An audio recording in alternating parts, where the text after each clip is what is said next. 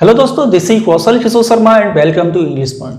दोस्तों, आज की क्लास में हम स्टार्ट करने वाले हैं अपना ये बहुत ही इंपॉर्टेंट टॉपिक जिसका नाम है फिगर्स ऑफ स्पीच।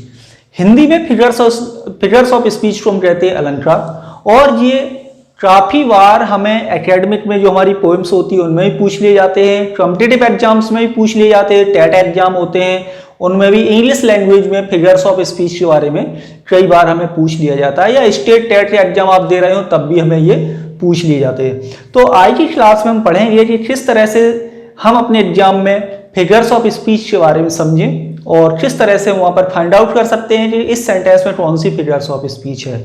यदि आप एकेडमिक की तैयारी कर रहे हो 9, 10, 11, 12 सीबीएसई या स्टेट बोर्ड से हैं तब भी ये क्लास आपके लिए बहुत ही यूजफुल होगी, क्योंकि इस क्लास में वो सारी चीजें मिलेंगी जो आप अपनी पोएम्स में पढ़ते हैं। तो आज हम शुरू कर रहे हैं यहाँ पर फिगर्स ऑफ स्पीच। और फिगर्स ऑफ स्पीच सबसे पहले लिखी हमारी सिमिली। सिमिली को हिंदी में कहते हैं हम उपमा, उपमा अलंकार। मोस्टली ये पोएम्स में यूज की जाती है, लेकिन कई बार हम day to day routine sentence जो बोलते हैं उनमें भी फिगर्स ऑफ स्पीच का काफी यूज किया जाता है। तो सबसे पहले देखते हैं सिमिली क्या होता है। हिंदी में क्या बोलते हैं इसे? उपमा।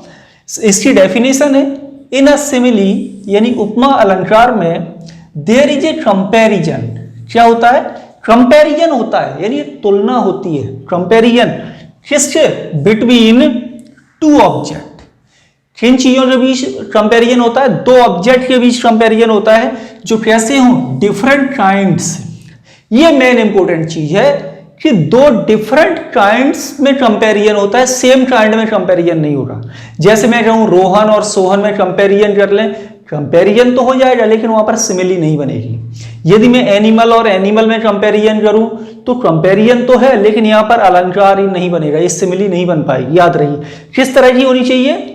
डिफरेंट काइंड्स होना चाहिए। यदि हम जैसे लैब की बात करें और रोज की बात करें, ठीक है, तो इन दोनों में कोई समानता नहीं, लेकिन कोई हमें पॉइंट कॉमन कर ले दोनों में तो यहां पर सिमिली बन जाएगी।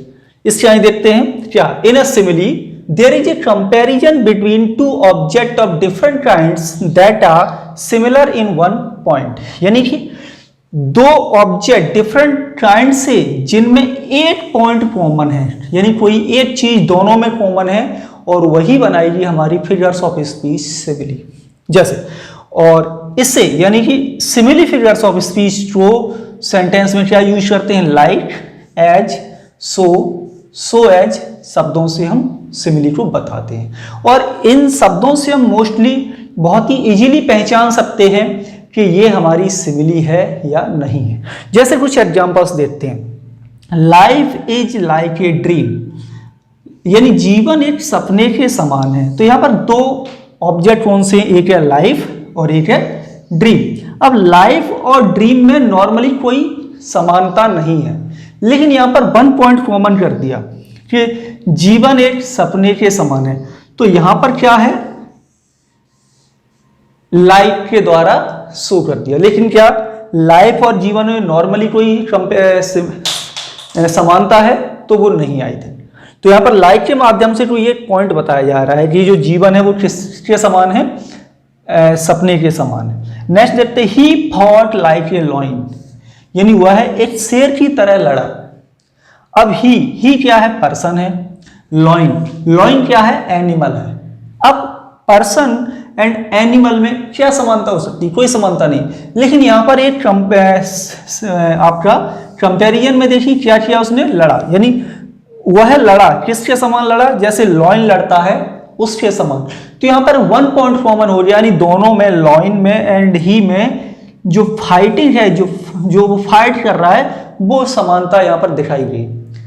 तो वही मैं कहना चाहता हूं कि दो डिफरेंट काइंड्स में वन पॉइंट कॉमन हो तो वहां पर लाइक, एज, सो एज का यूज कर दिया है सेंटेंस में, तो वो आपकी क्या बन जाती है? वो सिमिली हो जाएगी। जैसे his language is sweet like Honey, यानी उसकी जो भाषा है बहुत ही स्वीट है। किसके समान?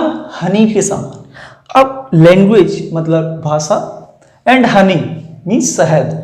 अब भाषा में और शहद में क्या समानता है? कुछ नहीं, लेकिन इस सेंटेंस में एक समानता है। जिस तरह से हनी स्वीट होता है, हनी मीठा होता है, ठीक उसी तरह उसकी जो लैंग्वेज है वो भी कैसी है, स्वीट है। तो यहाँ पर ये 1 पॉइंट कॉमन है और इसे किसके माध्यम से बताया गया, लाइक के माध्यम से। तो ध्यान रखिए सेंटेंस में आप जब लाइक, एज, सो इस तरह के वर्ड हो, 2 डिफरेंट ऑब्जेक्ट्स हो लेकिन उनमें 1 पॉइंट कॉमन हो, तो वहां पर आपकी सिमिली फिगर्स ऑफ स्पीच बनेगी। जैसे एक एग्जांपल और लेते हैं अपना, he wandered lonely as a cloud. He wandered lonely as a cloud, बहुत ही फेमस पोएम है। पोएम का नाम है daffodils, beautifully written by William Wordsworth. ठीक है, अब यहां पर पोएट कंपैरिजन कर रहा है किससे, क्लाउड से, कि जिस तरह से क्लाउड आकाश में घूमता रहता है विदाउट एम, बिना किसी उद्देश्य के, ठीक उसी तरह जब विलियम वर्ड्सवर्थ अपनी सिस्टर डोरोथी के साथ जब गए थे एक बार, तो वो भी एक बार किसी पार्क में गए थे, मुझे इस समय नाम याद नहीं है, आगे बता दूंगा।